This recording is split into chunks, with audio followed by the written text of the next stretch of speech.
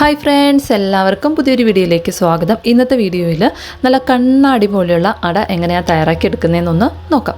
നമ്മൾ സാധാരണ അരിപ്പൊടിയും ഗോതമ്പ് പൊടിയൊക്കെ വെച്ചിട്ടാണ് അട തയ്യാറാക്കി എടുക്കാറുള്ളത്. അപ്പോൾ ഇന്നത്തെ വീഡിയോയിൽ നമുക്ക് മൈദ വെച്ചിട്ട് നല്ല കണ്ണാടി പോലെയുള്ള നല്ല സോഫ്റ്റ് ആയിട്ടുള്ള അട എങ്ങനെയാണ് തയ്യാറാക്കി എടുക്കുന്നതെന്നൊന്ന് നോക്കാം. അപ്പോൾ അതിനായിട്ട് ഞാനൊരു ബൗളിലേക്ക് 1 കപ്പ് അളവിൽ മൈദ ചേർത്ത് കൊടുത്തിട്ടുണ്ട്. ഇതിലേക്ക് ഒരു നുള്ളു ഉപ്പും 1/2 സ്പൂൺ അളവിൽ നെയ്യും കൂടി ഒന്ന് ചേർത്ത് നന്നായിട്ടൊന്ന് മിക്സ് ചെയ്തെടുക്കും. നല്ലതുപോലെ ഒന്ന് മിക്സ് ചെയ്തതിന് ശേഷം കുറേശ്ശെയായിട്ട് വെള്ളം ചേർത്തിട്ട് കുറച്ചൊന്ന് ലൂസായിട്ടുള്ളൊരു പരുവത്തിൽ തന്നെ ഒന്ന് കുഴച്ചെടുക്കാം. നമ്മൾ കുറേശ്ശെ വെള്ളം ചേർത്തിട്ട് വേണം കുഴച്ചെടുക്കാനായിട്ട്. ഒരുപാട് വെള്ളം കൂടിപ്പോയി കഴിഞ്ഞാൽ നമുക്ക് അട നന്നായിട്ട് പരത്തിയെടുക്കാനായിട്ട് പറ്റില്ല.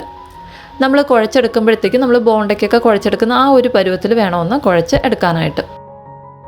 ഇപ്പോൾ ഞാൻ കുറേശ്ശെയായിട്ട് വെള്ളം ചേർത്ത് ഈ ഒരു പരുവത്തിലൊന്ന് കുഴച്ചെടുത്തിട്ടുണ്ട്. ഈ ഒരു പരുവത്തിൽ വേണം നമ്മുടെ അടയ്ക്ക് വേണ്ടിയിട്ടുള്ള മൈദയുടെ മാവ് ഇരിക്കേണ്ടത്.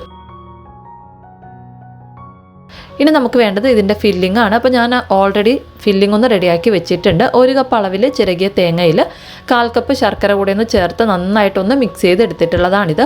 ഈ ഒരു ഫില്ലിംഗ് വെച്ചിട്ടാണ് നമ്മൾ ഈ ഒരു അട തയ്യാറാക്കി എടുക്കാനായിട്ട് പോകുന്നത്. ഇനി നമുക്ക് ചെറിയൊരു കഷ്ണം വാഴയില എടുത്തതിന് ശേഷം ഇതിന് മുകളിലായിട്ട് ഒരല്പം നെയ്യൊന്ന് പുരട്ടി കൊടുക്കാം. നെയ്യോ എണ്ണയോ നമുക്ക് പുരട്ടിയതിന് ശേഷം നമ്മൾ കുഴച്ച് വെച്ചിട്ടുള്ള മാവ് നമുക്ക് കുറേശ്ശെയായിട്ട് ഇതിലേക്ക് വെച്ചിട്ടൊന്ന് പരത്തി എടുക്കാം. ഞാനിപ്പോൾ ഒരു 2 സ്പൂൺ അളവിൽ മാവാണ് ഓരോ അടയ്ക്കും വേണ്ടിയിട്ട് ഉപയോഗിച്ചിട്ടുള്ളത്. നമ്മുടെ ഇലയുടെ സൈസിനനുസരിച്ചിട്ട് നമുക്ക് ഈ മാവൊന്ന് പരത്തിയെടുക്കാം. നന്നായിട്ടൊന്ന് പരത്തിയെടുത്തതിന് ശേഷം നമുക്ക് ഇതിൻ്റെ ഒരു സൈഡിലായിട്ട് നമ്മൾ റെഡിയാക്കി വെച്ചിട്ടുള്ള ഫില്ലിംഗ് ഒന്ന് വെച്ച് കൊടുക്കാം. ആവശ്യത്തിനുള്ള ഫില്ലിംഗ് ഒന്ന് വെച്ച് കൊടുത്തതിന് ശേഷം നമുക്ക് ഫില്ലിംഗ് ഇരിക്കുന്ന വശത്തിലോട്ട് മറ്റേ സൈഡൊന്ന് മടക്കി കൊടുക്കാം. ഇനി ചെറുതായിട്ട് ഇതുപോലെ ഒന്ന് പ്രസ് ചെയ്ത് കൊടുക്കാം. ഇപ്പം നമ്മൾ ഒരു ഇലയടയ്ക്കുള്ള മാവൊന്ന് റെഡിയാക്കി വെച്ചിട്ടുണ്ട്. ഇതുപോലെ നമുക്ക് ബാക്കിയുള്ള മാവും ഇലയിലൊന്ന് ഫില്ല് ചെയ്ത് എടുത്തതിന് ശേഷം ഒരു ഇഡ്ഡലി പാത്രത്തിൽ വേവിക്കാനായിട്ടൊന്ന് വെക്കണം.